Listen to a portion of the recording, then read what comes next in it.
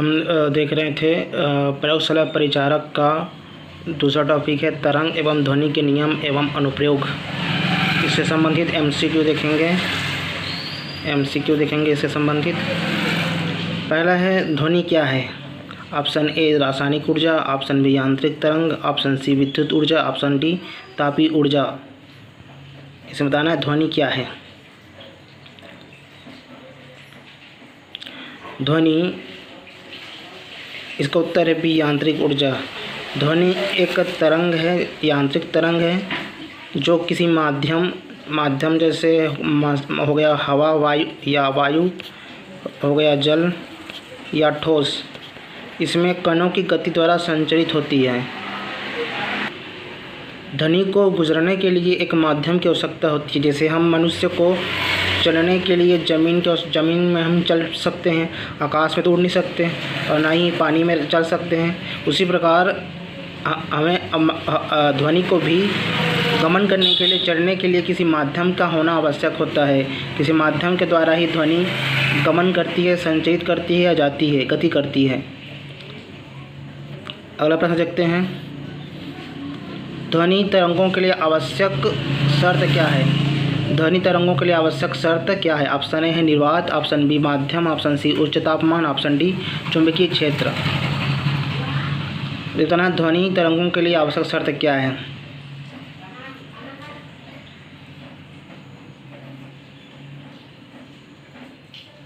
इसका उत्तर है बी माध्यम। ध्वनि तरंगों के लिए आवश्यक है कि किसी माध्यम का होना आवश्यक है। जैसे ही बताया, जैसे हम लोगों को चलने के लिए ज़मीन की आवश्यकता होती है। हम तो आकाश में नहीं उड़ सकते, ना पानी भी नहीं चल सकते।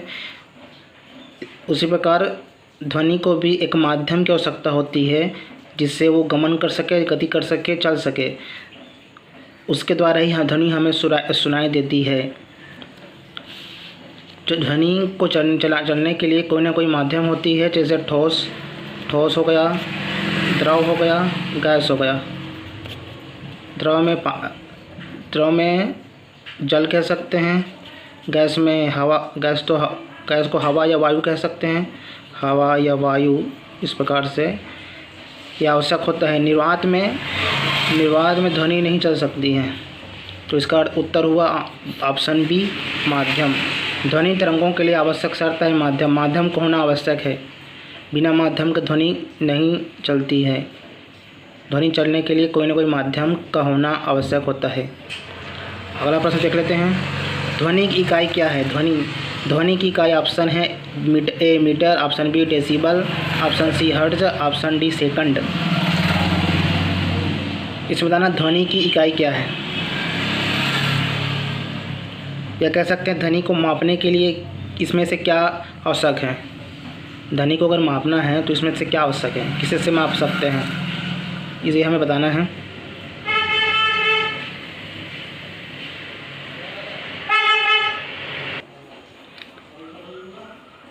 इसका उत्तर है बी डेसिमल।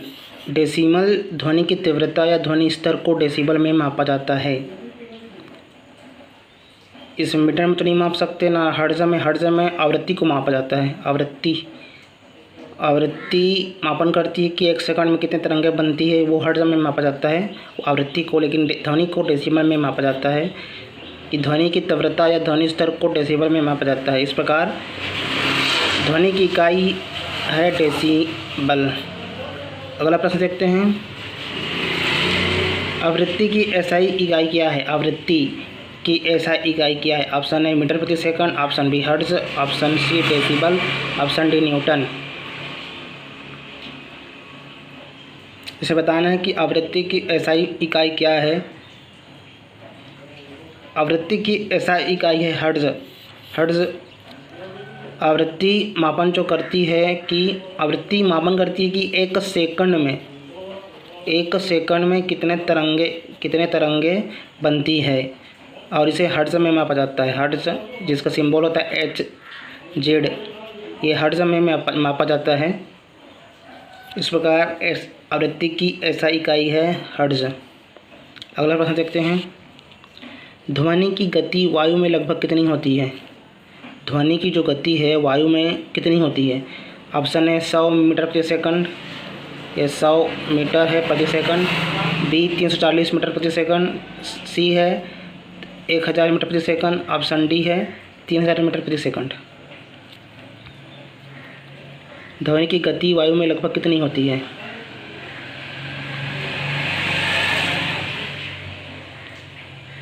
ध्वनि की गति वायु में कम होती है ठोस की अपेक्षा। तो इसका उत्तर है बी 340 मीटर प्रति सेकंड। सामान्य ताप में अगर हो हवा, वायु जो अगर सामान्य ताप में है, सामान्य तापमान में अगर है, लगभग मान के चलो कि अगर 25 डिग्री सेंटीग्रेड है, 25 डिग्री सेल्सियस में अगर वायु में है, तो ध्वनि की गति लगभग 340 मीटर प्रति सेकंड होती है। 340 मीटर प्रति सेकंड, ये सामान्य तापमान में ध्वनि की गति होती है वायु में। अगला प्रश्न देखते हैं। कौन सी तरंग अनुपस्थ नहीं होती है? कौन सी तरंग अनुपस्थ तरंगे नहीं होती है? ऑप्शन ए ध्वनि तरंग, ऑप्शन बी प्रकाश तरंग, ऑप्शन सी जल तरंग, ऑप्शन डी रेडियो तरंग।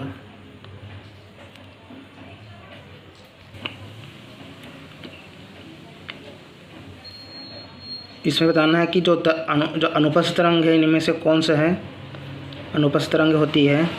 इसका अनुपस्थित तरंग नहीं होती है, यहाँ बताना नहीं होती है, अनुपस्थित तरंग नहीं होती है इनमें से। वो है ऑप्शन ए, इसका उत्तर है ए ध्वनि तरंग।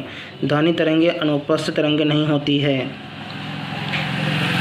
ध्वनि तरंग अनुदैर्ध्य होती है, अनुदैर्ध्य तरंगे होती है, अनुदैर्ध्य तरंगे होती है। इंग्लिश में क्या कहते हैं इसे? इसको लॉन्गिट्यूडियल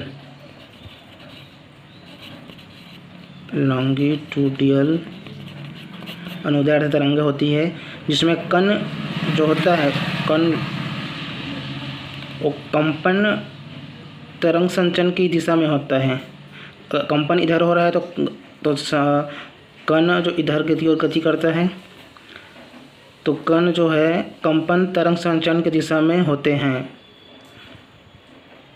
इसलिए इसका उत्तर है ध्वनि तरंग अनुपस्थ तरंग नहीं होती है, ये होती है अनुदैर्ध्य तरंगे होती है। अगला प्रश्न देख लेते हैं। परावर्तन नियम के अनुसार आपतन कोण और परावर्तन कोण होते हैं। जो परावर्तन का नियम है उसके अनुसार आपतन कोण और परावर्तन कोण क्या होते हैं? ऑप्शन ए असमान, ऑप्शन बी समान, option C 90 degree, option D 180 degree अंश। इसमें बताना है जो आपतन कोण और परावर्तन कोण के बारे में बताना है कि ये परावर्तन के नियम के अनुसार क्या होता है। इसका कोण क्या होता है? 90 डिग्री होता है, 180 डिग्री होता है, या असमान होता है, या समान होता है। इसमें इसका उत्तर है बी समान। आपतन कोण और परावर्तन कोण समान होता है परावर्तन के नियम से। ध्वनि के परावर्तन में आपतन कोण जो होता है, आपतन कोण और परावर्तन कोण बराबर होता है। अगला प्रश्न देख लेते हैं। प्रासव्य ध्वनि की सीमा है। ऑप्शन ए है 20 हर्ट्ज से कम, ऑप्शन बी 20 हर्ट्ज से 20,000 हर्ट्ज तक, ऑप्शन सी 20,000 हर्ट्ज से अधिक, ऑप्शन डी 200 हर्ट्ज से 20,000 हर्ट्ज। यह बताना है प्राश्रव्य ध्वनि की सीमा है।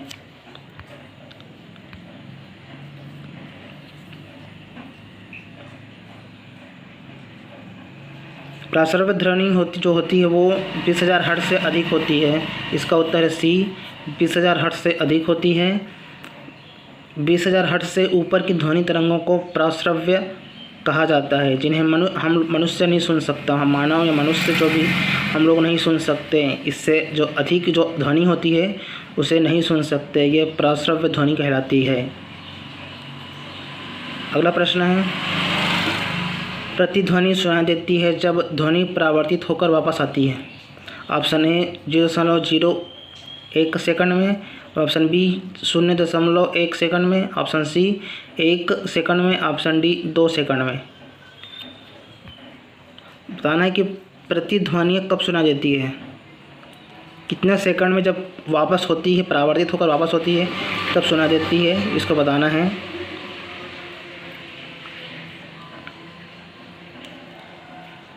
इसका उत्तर है बी 0.1 सेकंड में। इसका जो प्रतिध्वनि सुना देती है वो 0.1 सेकंड में जब परावर्तित होती है तब वो हमको सुना देती है। परावर्तित ध्वनि मानव कान को जो प्रतिध्वनि है, जो प्रतिध्वनि सुनने के लिए कम से कम 0.1 सेकंड का अंतर होना चाहिए, तब उसको सुना जा सकता है। इसलिए इसका आंसर होता है ऑप्शन बी 0.1 सेकंड में। अगला प्रश्न है, प्रतिध्वनि के लिए स्रोत और परावर्तक के बीच न्यूनतम दूरी होनी चाहिए। प्रतिध्वनि जो होता है, स्रोत और परावर्तन के बीच न्यूनतम दूरी होनी चाहिए। Option A 1.7 metre, option B 10 metre, option C 17 metre, option D 20 metre.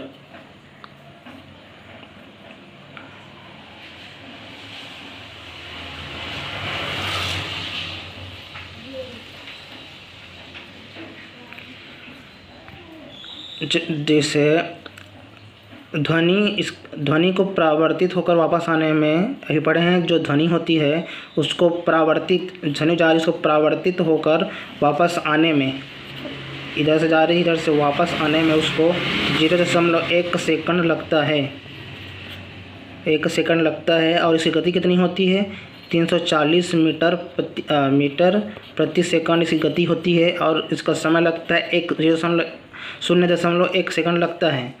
तो क्या होता है, जो दूरी होती है, इसकी दूरी ज्ञात करना है, न्यूनतम दूरी यहाँ पर ज्ञात करना है, न्यूनतम दूरी कितनी होती है उसको हमें ज्ञात करना है। तो क्या करेंगे, दूरी बराबर होता है, इनको गुना करेंगे, गति और समय को 340 मीटर प्रति सेकंड है गुना 0.1 ये है, और भाग देंगे 2 से, तो इसका उत्तर लिखा जाएगा। इसका क्या होगा, ये दशमलव में इसको दशमलव को हटा देते हैं, 340 गुणित 1, यहाँ पर 10 आ जाएगा, दशमलव हटाती हैं तो यहाँ पर 1 आ जाएगा, दशमलव हटाएं तो 1 हो जाएगा 1, और 10 ये 10 हो जाएगा, और 2 तो पहले था। इस प्रकार इसको ये कट गया, ये कट गया, 2 एकम 2 7 14 7 मीटर 17 मीटर। इसका उत्तर हुआ ये सी, ऑप्शन सी इसका उत्तर हुआ। प्रतिध्वनि के लिए स्रोत और परावर्तक के बीच न्यूनतम दूरी होनी चाहिए 17 मीटर।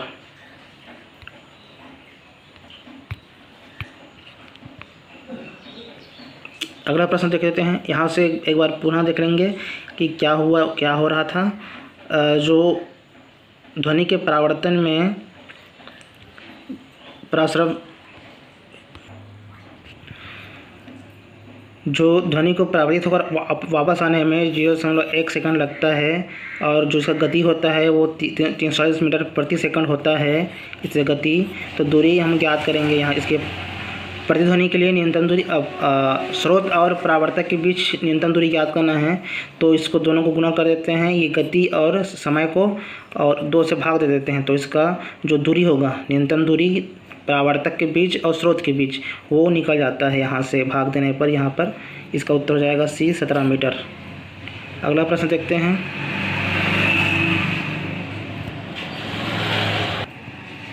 अगला प्रश्न है, ध्वनि की तीव्रता बढ़ाने के लिए प्रयोग करते हैं।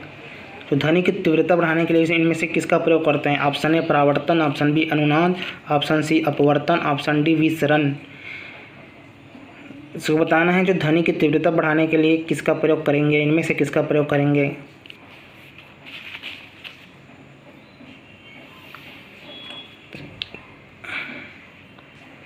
इसका उत्तर है बी अनुनाद। ध्वनि की तीव्रता बढ़ाने के लिए अनुनाद का प्रयोग करते हैं। ये अनुनाद क्या होता है, अनुनाद जब कोई वस्तु है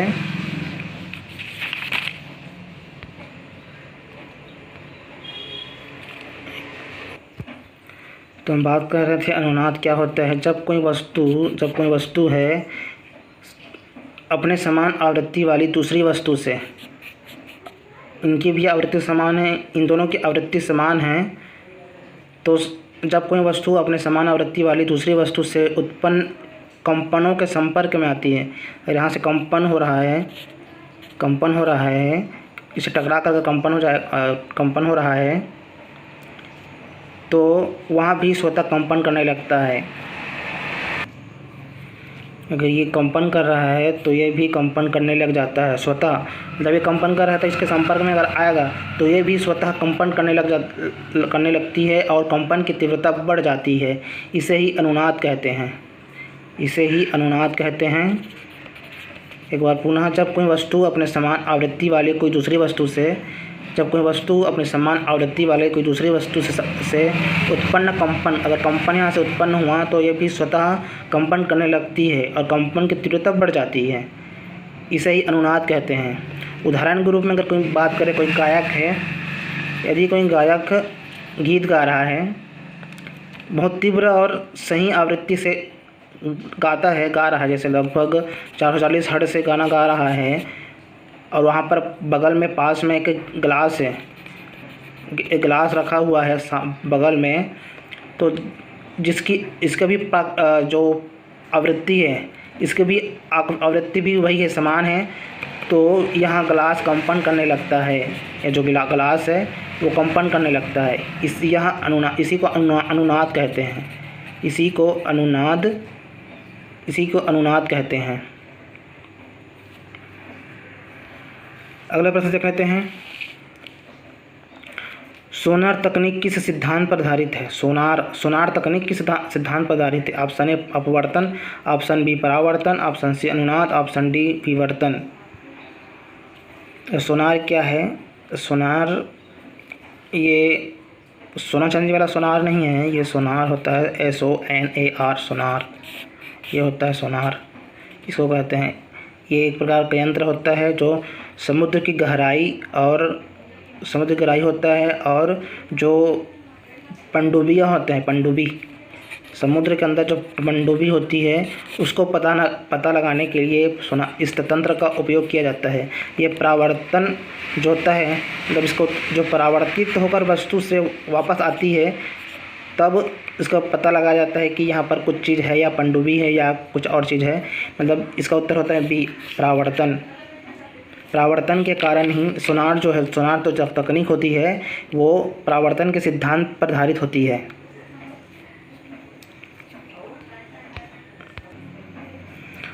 सोनार ये जो है वो पानी में वस्तुओं की स्थिति जानने के लिए ध्वनि के परावर्तन का उपयोग करते हैं, जो ध्वनि के परावर्तन का उपयोग करता है। इसका सोनार का फुल फॉर्म होता है साउंड नेविगेशन एंड रेंजिंग। ये उसका फुल फॉर्म होता है साउंड का। अगला प्रश्न देख लेते हैं। मनुष्य कितनी आवृत्ति की ध्वनि सुन सकता है? अगला प्रश्न है, मनुष्य कितनी आवृत्ति की ध्वनि सुन सकता है? ऑप्शन ए 2 हर्ट्ज से 2000 हर्ट्ज, ऑप्शन बी 20 हर्ट्ज से 20,000 हर्ट्ज, ऑप्शन सी 200 हर्ट्ज से 20,000 हर्ट्ज, ऑप्शन डी 1000 हर्ट्ज से 1,00,000 हर्ट्ज। इसको बताना है कि जो मनुष्य की जो आवृत्ति की ध्वनि है, कितनी आवृत्ति की ध्वनि सुन सकता है। यहाँ पर ध्यान देना, आवृत्ति की जो इकाई होती है वो हर्ट्ज होती है। आवृत्ति की इकाई हर्ट्ज होती है। इसमें इसका उत्तर है बी, 20 हर्ट्ज से 20,000 हर्ट्ज के तक के जो ध्वनि होती है, आवृत्ति की ध्वनि होती है, उसको हम लोग सुन सकते हैं। उससे ज़्यादा की या उससे कम की हम लोग नहीं सुन सकते हैं। मतलब 20 हर्ट्ज से 20,000 हर्ट्ज तक के बीच की जो ध्वनि, आवृत्ति की ध्वनि होगी, उसको सुना जा सकता है। मानव कान केवल इस सीमा की ध्वनि को ही सुन सकता है। इसे क्या कहते हैं? श्रव्य सीमा कहते हैं। इसी को श्रव्य सीमा,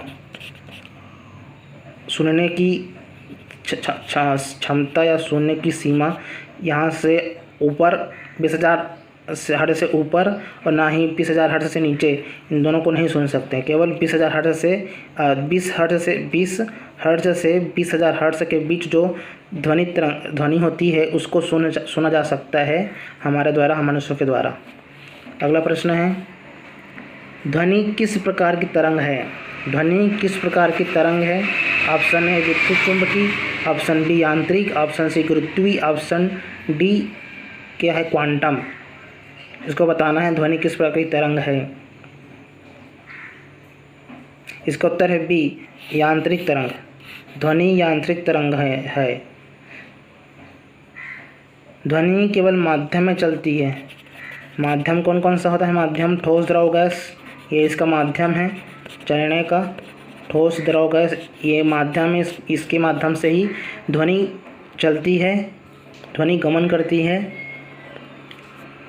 ध्वनि जो है माध्यम में चलती है, इसलिए यह यांत्रिक तरंग है। ध्वनि यांत्रिक तरंग है। अगला प्रश्न देखते हैं,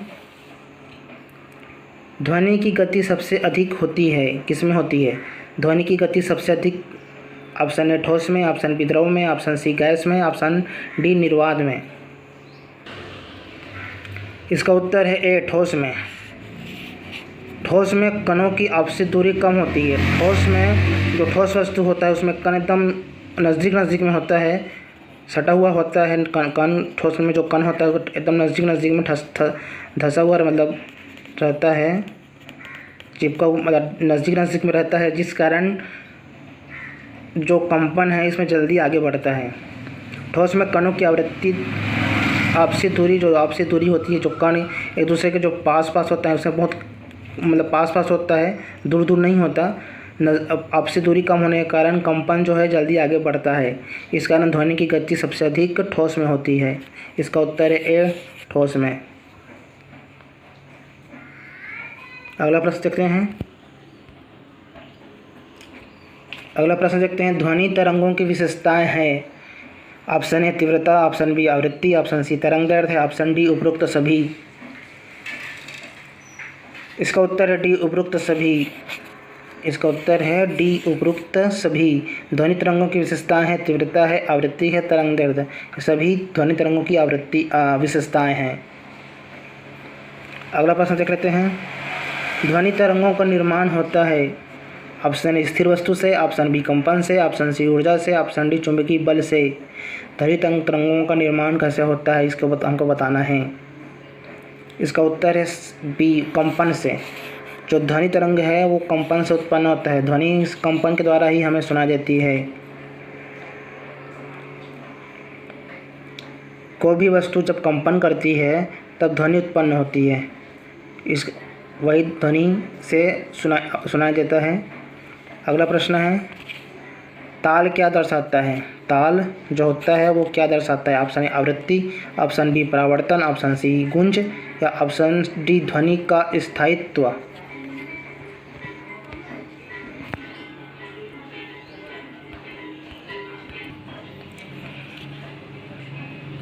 इसका उत्तर है डी ध्वनि का स्थायित्व दर्शाता है। जो ताल है ध्वनि का स्थायित्व दर्शाता है। ताल उस ध्वनि को दर्शाता है जो लंबे समय तक बनी रहती है। जो ध्वनि उस ध्वनि को दर्शाता है जो लंबे समय तक बनी रहती है। अगला प्रश्न देख लेते हैं, अल्ट्रासोनिक ध्वनि का अनुप्रयोग नहीं है, किसमें नहीं होता? ऑप्शन ए गर्भ जांच, ऑप्शन बी मस्तिष्क स्कैन, ऑप्शन सी जलपोत पता लगाना, ऑप्शन डी सूर्य का ताप मापन। किसमें होता है अल्ट्रासोनिक ध्वनि का अनुप्रयोग? इसमें से किसमें नहीं होता है वो बताना है। नहीं होता उसको बताना है। तो इसका उत्तर है डी सूर्य का ताप मापन। सूर्य का ताप माप नहीं कर सकता अल्ट्रासोनिक ध्वनि। अल्ट्रासोनिक जो तरंगें होती है वो सूर्य तक नहीं पहुंच सकती है, इसलिए यह इसका अनुप्रयोग नहीं है। सूर्य का ताप मापन में अनुप्रयोग नहीं होता है। बाकी इन तीनों चीज़ों में हो सकता है अनुप्रयोग, अल्ट्रासोनिक ध्वनि तरंगे का उपयोग। अगला प्रश्न है, ध्वनि तरंगों की लंबाई और आवृत्ति में संबंध है। ध्वनि तरंगों की लंबाई और आवृत्ति में संबंध है। क्या ऑप्शन है प्रतिलोम, ऑप्शन बी समानुपाती, ऑप्शन सी कोई संबंध नहीं, ऑप्शन डी हमेशा समान। इसका उत्तर है ए प्रतिलोम। आवृत्ति बढ़ने पर तरंग दैर्ध्य घटती है। आवृत्ति जब बढ़ती है तो तरंग दैर्ध्य घटती है, मतलब इसी कारण ये प्रतिलोम है। अगर आवृत्ति बढ़ी तो तरंगे घट जाती हैं, तरंगे घटती है। आवृत्ति अगर बढ़ी तो तरंगे घट जाती है। इस कारण यहाँ पर इसका उत्तर होता है प्रतिलोम होता है। अगला प्रश्न देख लेते हैं। तरंग दैर्ध्य की SI इकाई है। तरंग दैर्ध्य की SI इकाई में से कौन है? Option A centimetre, option B second, option C metre, option D hertz.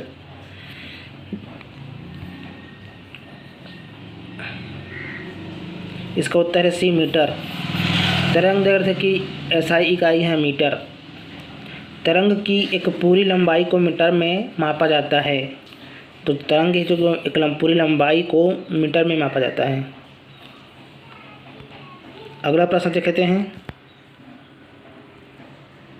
अगला प्रश्न है, ध्वनि की तीव्रता निर्भर करती है, किसमें निर्भर करती है? ऑप्शन ए आवृत्ति पर, ऑप्शन बी त्वरण परिमाण पर, ऑप्शन सी तरंग दैर्ध्य पर, ऑप्शन डी परावर्तन पर। ध्वनि की तीव्रता निर्भर करती है, हमको बताना है। इसका उत्तर है डी बी, दोलन परिमाण पर ध्वनि की तीव्रता निर्भर करती है। ध्वनि की तीव्रता दोलन के परिमाण पर निर्भर करती है। अधिक परिमाण हुआ तो अधिक क्या हो जाएगा? तीव्रता हो जाएगा। अधिक परिमाण हुआ तो तीव्रता भी अधिक हो जाएगा। ये अधिक तो ये भी अधिक। इस प्रकार से दोलन परिमाण पर निर्भर, आवृत्ति की तीव्रता, ध्वनि की तीव्रता दोलन परिमाण पर निर्भर करता है। अगला प्रश्न है, श्रव्य ध्वनि की सीमा से नीचे की ध्वनि को कहते हैं।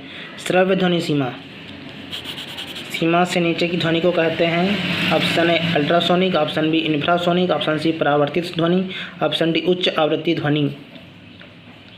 इसका उत्तर है बी, इंफ्रासोनिक कहते हैं। श्रव्य ध्वनि की सीमा से नीचे की ध्वनि को इंफ्रासोनिक कहते हैं। इंफ्रासोनिक जो है 20 हर्ट्ज से कम आवृत्ति की ध्वनि इंफ्रासोनिक कहलाती है, जिसे हम मनुष्य नहीं सुन सकते हैं।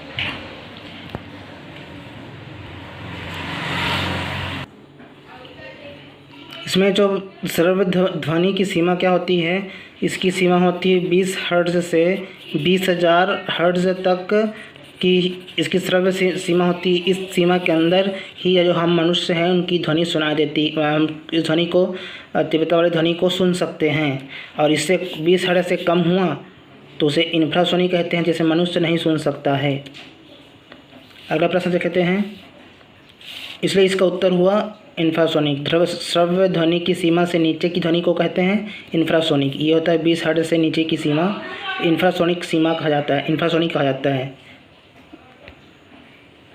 अगला प्रश्न देख लेते हैं। गूंज की स्पष्टता के लिए कम से कम दूरी होनी चाहिए। Option A 5 metre, option B 10 metre, option C 17 metre, option D 34 metre. इसको बताना है। इसका उत्तर है सी 17 मीटर। गूंज की स्पष्टता के लिए 17 मीटर होनी चाहिए। गूंज सुनने के लिए ध्वनि को 1 सेकंड में लौटना चाहिए, जिसकी न्यूनतम दूरी 17 मीटर होती है। मैंने पीछे भी बताया था। इसकी गति होती है 340 मीटर प्रति सेकंड और 0.1 सेकंड में लौटना चाहिए। 1 सेकंड में लौटता है तो इसकी दूरी अगर दूरी ज्ञात करना है इसकी, तो होता है इन दोनों का गुना हो जाता है 40 गुना 0.1/2। इसका अगर हल करेंगे तो ये 17 मीटर आता है। मैंने पीछे भी अभी थोड़ी देर पहले भी हल किया था इसको। 17 मीटर इसकी दूरी होती है। गूंज की स्पष्टता के लिए कम से कम की दूरी होनी चाहिए 17 मीटर। इसका उत्तर है सी, ऑप्शन सी 17 मीटर। अगला प्रश्न है, ध्वनि के संचरण में कौन सा क्रम सही है? ध्वनि के संचरण में इनमें से कौन सा जो माध्यम है, ये माध्यम है ध्वनि के संचरण के लिए। साफ नहीं आ रहा है क्या? हाँ, थोड़ा सा हुआ, ठीक।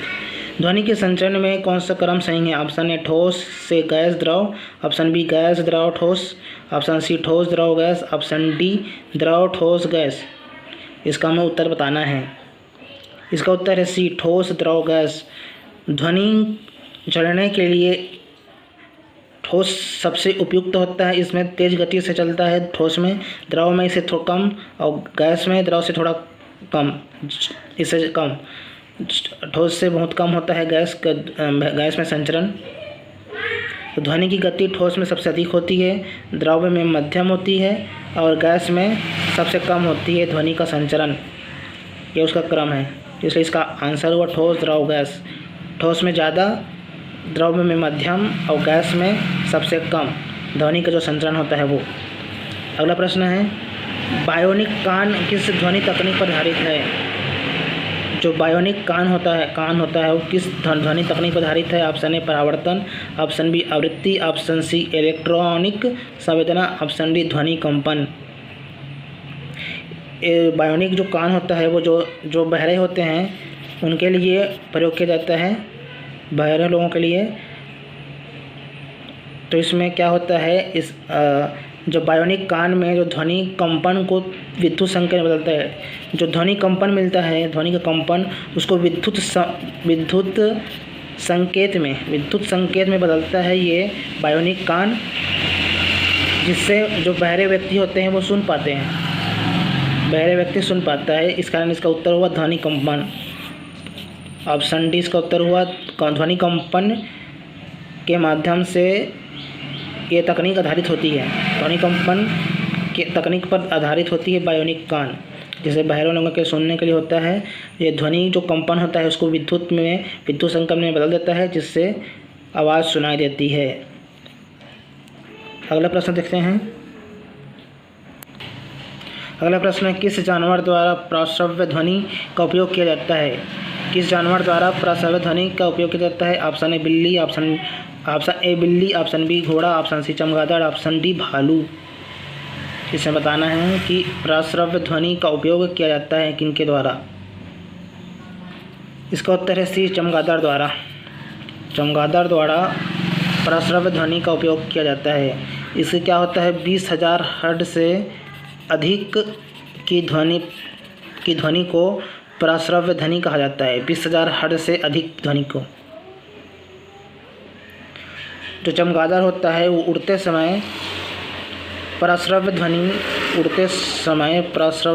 ध्वनि होती है का उपयोग करके वस्तुओं की स्थिति का पता लगाते हैं।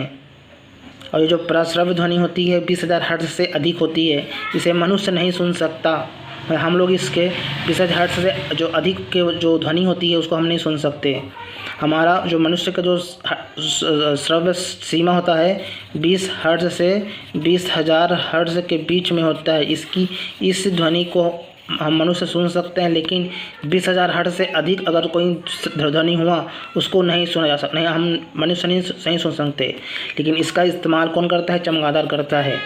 20,000 हर्ट्ज से अधिक की जो ध्वनि होती है उसको प्रश्रव्य ध्वनि कहते हैं, और इसका उपयोग करता है चमगादड़। इसके द्वारा ही चमगादड़ जो है जो उड़ते समय इस ध्वनि का उपयोग करके, प्रश्रव्य ध्वनि का उपयोग करके वस्तु की स्थिति का पता लगाते हैं, ये चमगादड़। इसलिए इसका उत्तर हुआ सी चमगादड़। अगला प्रश्न है, ध्वनि का वेग तापमान के साथ ऑप्शन ए घटता है, ऑप्शन बी बढ़ता है, ऑप्शन सी स्थिर रहता है, ऑप्शन डी पहले बढ़ता है फिर घटता है। इसको बताना है। इसका उत्तर है बी बढ़ता है। ध्वनि का वेग तापमान के साथ बढ़ता है। तापमान बढ़ने पर कणों की गति बढ़ती है। अगर तापमान बढ़ गया तो जो कण जो पास होते हैं वो दूर चले जाते हैं। अगर यहाँ पर जो कण है इसके पास में, तो ये हटकर यहाँ पर दूर चला जाएगा। तापमान अगर बढ़ा तो, जिससे ध्वनि का वेग भी बढ़ता है। अगला प्रश्न देखते हैं,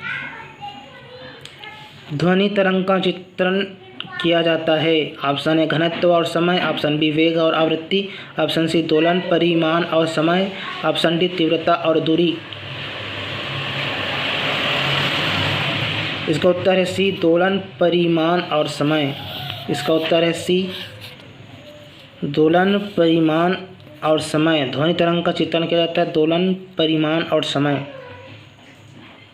ध्वनि तरंग को समय के साथ दोलन में दिखाया जाता है। ध्वनि तरंग को समय के साथ दोलन में दिखाया जाता है। अगला प्रश्न है, सोनार का पूरा नाम क्या है? सोनार उसमें बताया था SONAR, सोनार। इसको सोनार कहते हैं। ये यंत्र होता है सोनार।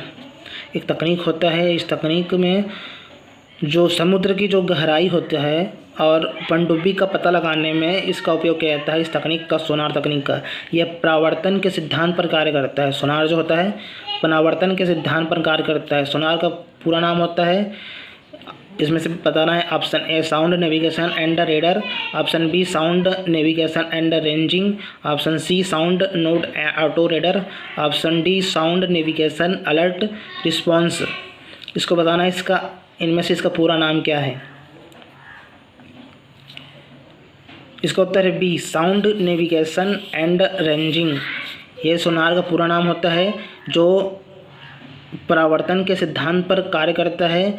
ये समुद्र की गहराई और समुद्र में जो पनडुब्बियाँ होती है उसको पता लगाने में इसका उपयोग किया जाता है।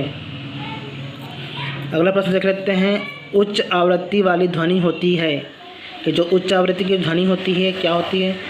ऑप्शन ए भारी आवाज़, ऑप्शन बी तीखी या पतली आवाज़, ऑप्शन सी धीमी आवाज़, ऑप्शन डी स्पष्ट नहीं।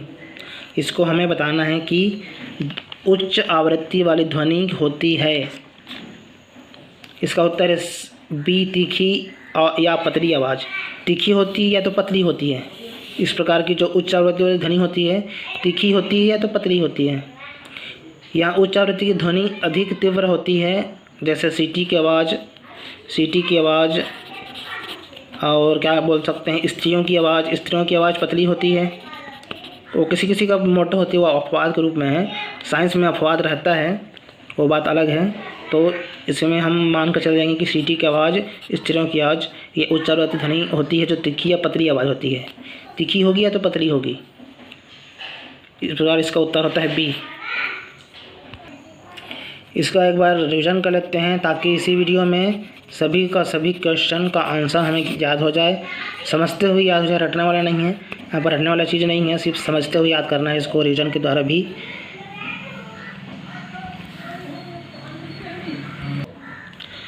ऑप्शन ए क्या कहते हैं, प्रश्न ये प्रश्न 1, पहला प्रश्न देखते हैं। ध्वनि क्या है?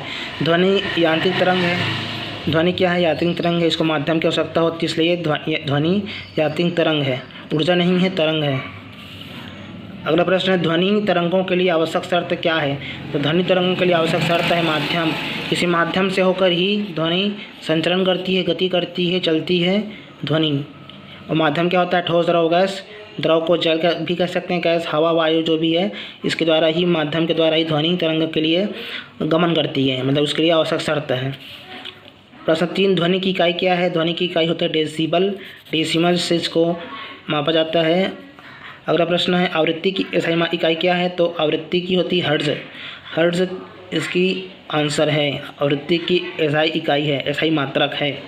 इसको HG, इसका सिंबल होता है HG। हर्ट्ज का सिंबल होता है HG, HZ। हर्ट्ज का सिंबल होता है HZ होता है। अगला प्रश्न है ध्वनि की गति वायु में लगभग कितनी होती है? तो सामान्य तापमान देखे थे 340 मीटर प्रति सेकंड, ये होती है ध्वनि की वायु में गति। अगला प्रश्न देख लेते हैं। अगला प्रश्न है कौन सी तरंग अनुपस्थ नहीं होती है? तो इसका उत्तर है ध्वनि तरंग अनुपस्थ नहीं होती है। क्या होती है? अनुदैर्ध्य तरंगे होती है। ध्वनि तरंग अनुदैर्ध्य तरंगे होती है। अगला प्रश्न है परावर्तन नियम के अनुसार आपतन कोण और परावर्तन कोण होते हैं? तो ये होते हैं समान होते हैं। परावर्तन कोण आपतन कोण बराबर होता है। आपतन कोण बराबर होता है परावर्तन कोण, परावर्तन के नियम से।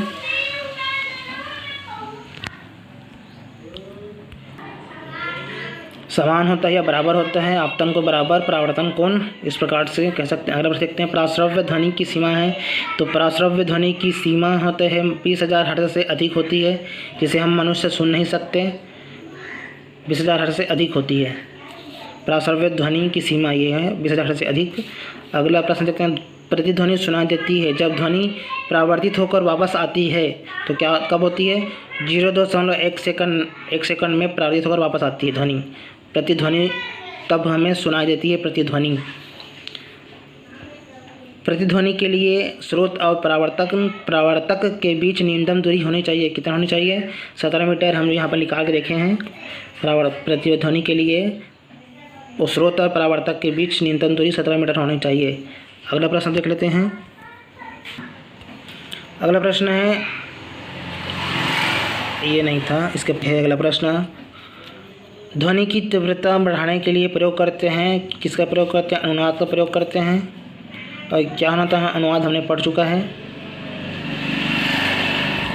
अनुनाद के बारे में एक बार और पढ़ लेते हैं। अनुनाद क्या होता है? जब कोई वस्तु अपने समान आवृत्ति वाली दूसरी वस्तु, यहाँ पर देखे थे, दूसरी वस्तु से उत्पन्न कंपनों के संपर्क में आती है तो वहाँ भी स्वतः कंपन करने लगती है और कंपन की तीव्रता बहुत बढ़ जाती है। इसे ही अनुनाद कहते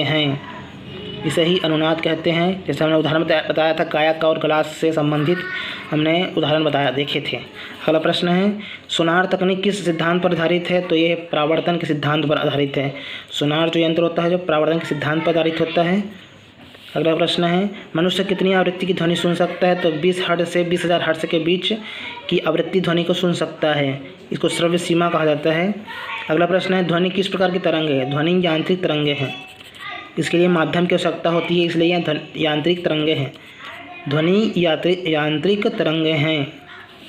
अगला प्रश्न है, ध्वनि की गति सबसे अधिक होती है किसमें? ठोस में सबसे अधिक होती है क्योंकि इनके कण बहुत पास होते हैं। ठोस में जो कण होते हैं वो बहुत पास होते हैं, नज़दीक होते हैं, इसलिए ठोस में गति सबसे अधिक होती है। अगला प्रश्न देख लेते हैं। ध्वनि तरंगों की विशेषताएं हैं। ऑप्शन ए तीव्रता, ऑप्शन बी आवृत्ति, ऑप्शन सी तरंगदैर्ध्य, ऑप्शन डी उपरोक्त सभी। इसका उत्तर है उपरोक्त सभी। अगला प्रश्न, ध्वनि तरंगों का निर्माण होता है कंपन से। निर्माण किससे होता है? कंपन से। कंपन होगा, वस्तु में आवाज़ आएगी तो सुनाई देगा, तो ध्वनि तरंगों का निर्माण होता है कंपन से। ताल क्या दर्शाता है? ताल दर्शाता है ध्वनि का स्थायित्व। अगला प्रश्न है, अल्ट्रासोनिक ध्वनि का अनुप्रयोग नहीं होता है। किसमें नहीं होता? सूर्य का ताप मापने में नहीं होता, क्योंकि अल्ट्रासोनिक जो तरंगें होती है वो सूर्य तक नहीं पहुंच सकती। इसके कारण सूर्य का ताप का मापन नहीं किया जा सकता, ताप माप नहीं कर सकते हैं। अगला प्रश्न है, ध्वनि तरंगों की लंबाई और आवृत्ति में संबंध क्या है? तो प्रतिलोम संबंध है। अगर तरंगे एक बढ़ेगी तो दूसरा घटेगी।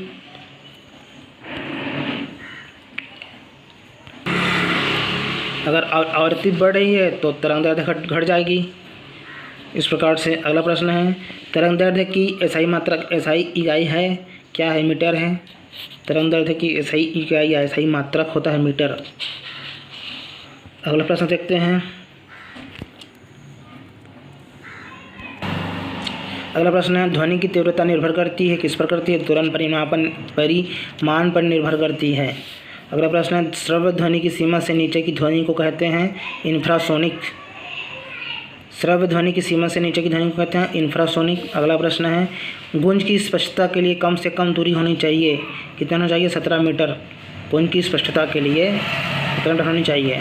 अगला प्रश्न है, ध्वनि के संचरण में कौन सा क्रम सही है? ठोस, द्रव, गैस। इसमें अच्छा से गमन कर सकता है, चल सकती है ध्वनि।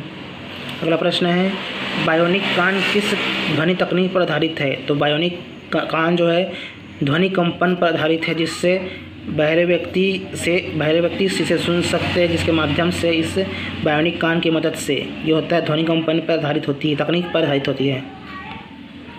अगला प्रश्न देखते हैं, किस जानवर द्वारा प्रश्रव्य ध्वनि का उपयोग किया जाता है? तो इसका उत्तर है सी, चमगादड़। चमगादड़ जो प्रश्रव्य ध्वनि होती है 20,000 हर्ट्ज से अधिक की जो ध्वनि होती है उसे प्रश्रव्य ध्वनि कहता है। इसको चमगादड़ उपयोग करता है, लेकिन मनुष्य इसको ध्वनि को नहीं सुन सकते। उसका सीमा होता है 20 हर्ट्ज से 20,000 हर्ट्ज तक के बीच में होता है। हम मनुष्यों की ध्वनि तो सीमा होती है वो, लेकिन चमगादड़ की इससे ज़्यादा होती है। अगला है, ध्वनि का वेग तापमान के साथ क्या होता है? बढ़ता है। अगला प्रश्न है, ध्वनि तरंग का चित्रण किया जाता है दौरान, परिमाण और समय पर। सोनार का पूरा नाम क्या होता है? सोनार का पूरा नाम होता है साउंड नेविगेशन एंड रेंजिंग। ये सोनार का पूरा नाम होता है। इसका उपयोग होता है समुद्र की गहराई और पनडुब्बियों का पता लगाने में इसका उपयोग किया जाता है। इस तकनीक का उच्च आवृत्ति वाली ध्वनि तरंगे होती है, तीखी या पतली आवाज़ होती है। इस प्रकार से यहाँ तक हमने रीड किया, पढ़े हैं तो कुछ समझे हैं, उसके बाद रिविजन किए हैं। इस प्रकार से इसी वीडियो में याद हो जाता है हम लोगों को। इस प्रकार आज का वीडियो यहीं तक, मिलते हैं नेक्स्ट किसी वीडियो के साथ।